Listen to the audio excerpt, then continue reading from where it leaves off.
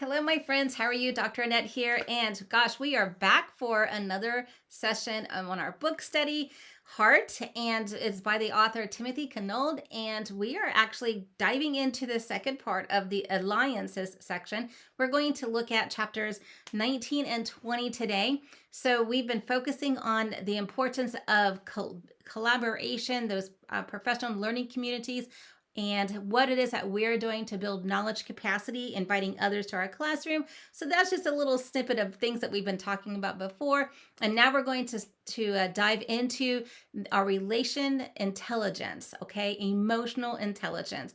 We're going to take a look at that and see how this is going to impact our work that we do in building alliances that are then helping us to leave a heart print on others that we meet, and just to be the top-notch teachers, to be that blue ribbon teacher. Okay. All right, my friends, let's go look at our slides for today. We're going to dive in. And of course, we're starting out with just the introduction so that you can get your book ready and all set, ready to go. And then we are looking at the 5 elements. We've already focused on heart, or the happiness, the engagement, and now we're looking at alliances.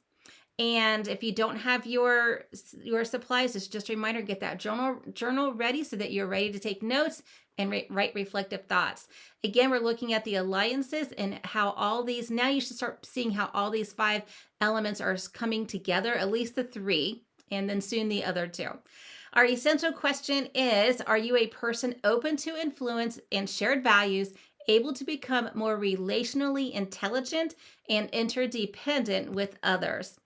And friends, again, just to get our thinking focused here, the A is for alliances. And in this section, over these chapters, we will explore an understanding of the heart print aspect of alliances, the nature of collaboration as a bumpy road, right? Because nothing in life is smooth, and how to become someone others would want to collaborate with. And we will also explore the benefits and costs of belonging as part of our work-life heartprint on our students and our colleagues. All right, so let's dive in. Here we go. Chapter 19, Relational Intelligence Required. We might think of social intelligence as a shorthand term for being intelligent, not just about our relationships, but also in them. Okay, and that's a quote by Daniel Coleman. Now, did you know you and I are wired to connect with others? We discussed that a little bit in the last session. We are, seriously, we are social people, just like our students are social people. Now, in this chapter, we examine our relational capabilities more closely through the lens of behavioral scientist and world-renowned best-selling author Daniel Goleman. And actually here I have a typo, that's a G, not a C, Goleman. As the author of Social Intelligence, the New Science of Human Relationships, Goleman, Goleman, reveals the incredible impact of our professional and personal relationships, stating this: nourishing relationships have a beneficial impact on our health, while toxic ones act like slow poison in our bodies. Now, my friend, I want you to go back and I want you to be thinking about the work that we studied and the happiness, all right, and how important that is for us to have those positive influence, right? So when we do something that we feel good about, then we're in a positive state. I want you to think about the engagement, okay? And when you're engaged in negativity, how that's going to pull you into that quadrant 3 or that quadrant 4. So remember, again, right here, Daniel Goleman again states that the impact of other people, our environment, can have a positive or a negative impact on us. Okay, so I just wanted to take a moment and help you tie all this in together. All right, some people will think this is common sense, but some people, they just don't know yet. So the author goes on to say that you are most likely familiar with the term intelligence quotient, right? And that is an IQ. And you'll see here on the slide, I've got 3 different intelligences we're going to talk about. IQ tests were designed to predict success in school and, quote, model the sorts of things which children do in school, end quote. Now, just as we have an IQ, we also have an EQ, which is an emotional quotient, sometimes referred to as our EI or emotional intelligence. Now, in this book, Peter Salovey and John Mayer, Goleman described an extensive definition of emotional intelligence, stating this, um, and then in 1997, Salovey and Mayer more succinctly defined emotional intelligence. And they say that emotional intelligence is the ability to perceive accurately, appraise, and express emotion, the ability and or generate feelings when they facilitate thought, the ability to understand emotion and emotional knowledge, and the ability to regulate emotions to promote emotional and intellectual growth. Now, if you remember way back early on, we were talking about how it's important to keep students in the frontal lobe as compared to in the stem, because when students are stemming, then they are not in their emotional able to utilize that emotional intelligence. They are actually just focusing on that fight or flight.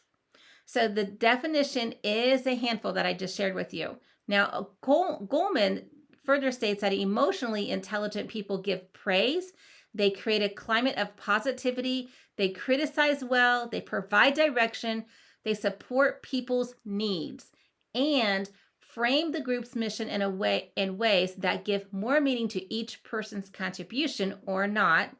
And all these acts help determine a leader's primal emotional impact.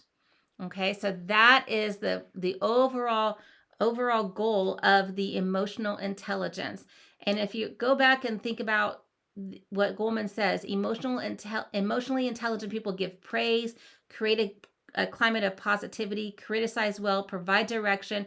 Those are people who are giving, right? Giving people of themselves, always seeking that, always having gratitude for others.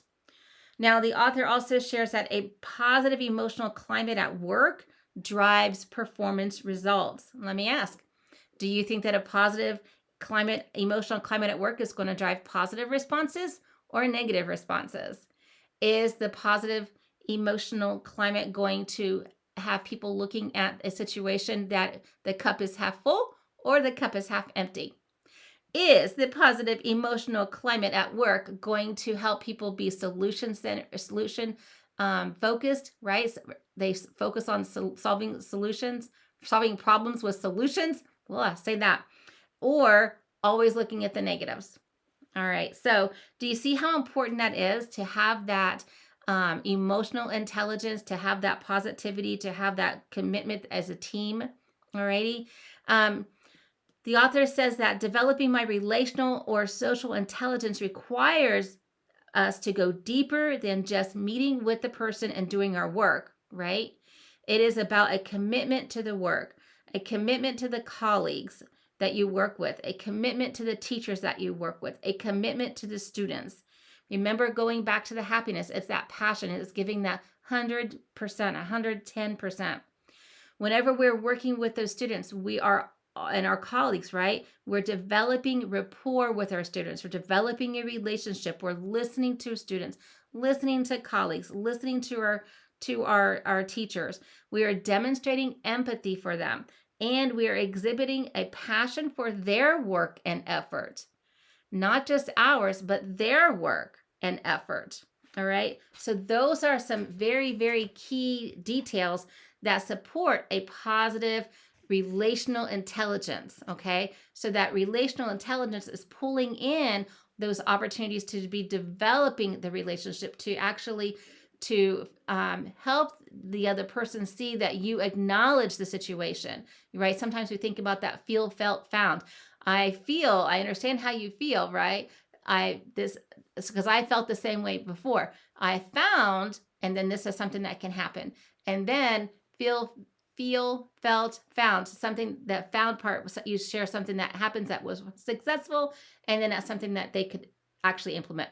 That's just a conflict resolution strategy that I'm sure many of us have been using for years in the classroom. All right, so let's continue on to the next slide. And I want us to take a moment to do some reflecting. All righty, I want you to be thinking, do you have any nourishing relationships at work?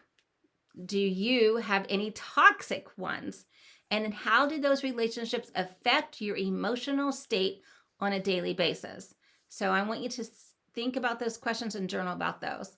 The next question I want you to look at is using these same mutually nourishing categories. I want you to write down your own ordered list of those you most desire to socialize with. Do you most desire to socialize with your friends or your family?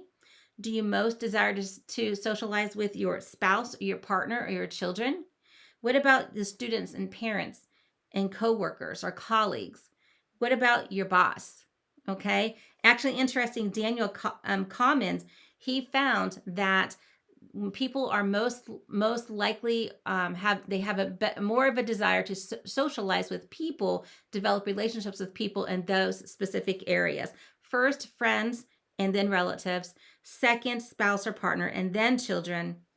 Third, students or parents and coworkers or colleagues, and finally, your boss.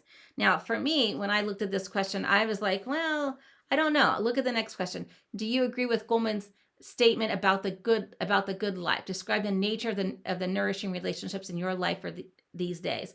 For me, I would put my spouse and my children first. Okay, so I am more involved in their lives and have more of a desire to socialize with that group of people than I would with friends and then relatives, because frankly, my relatives live in Ohio. I live in Alaska, so it's quite a distance, right?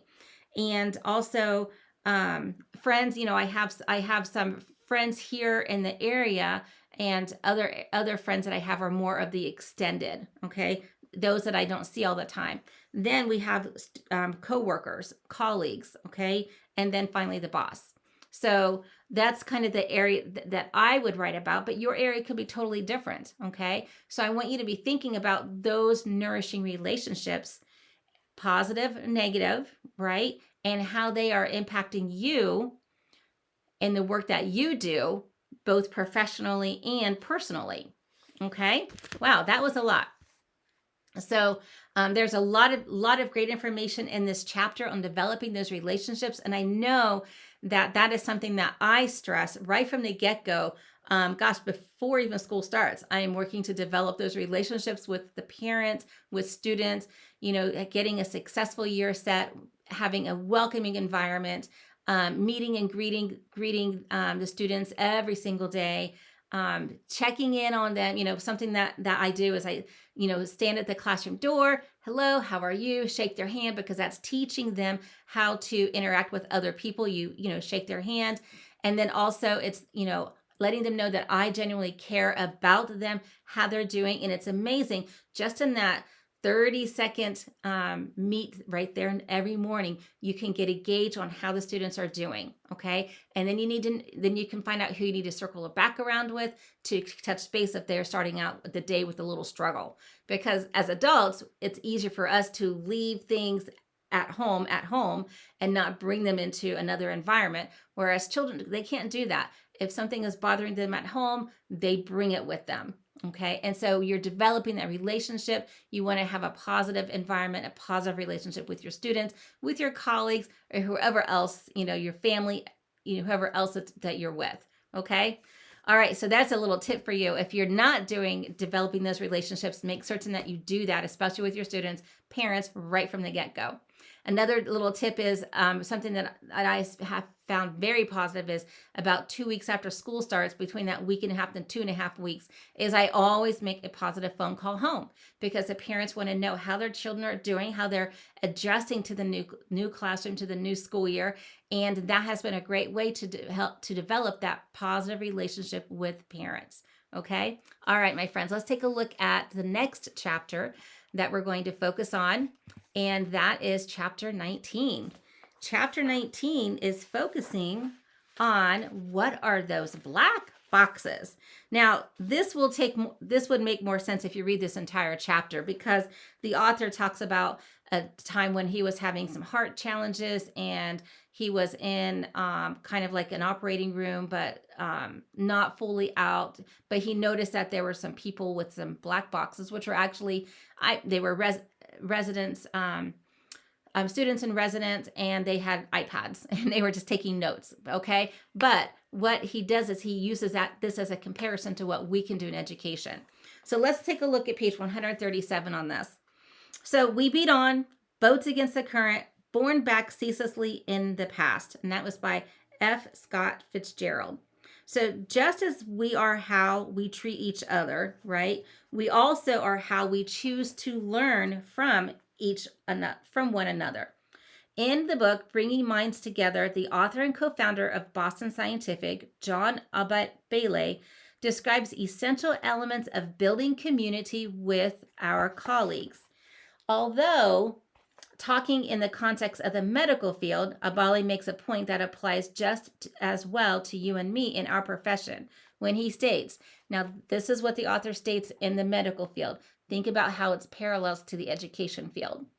Community building begins with convincing people who don't need to work together that they should.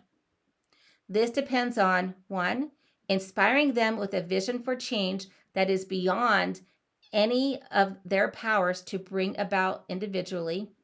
2, convincing them that the other collaborators are vital to the effort and equal to the challenge.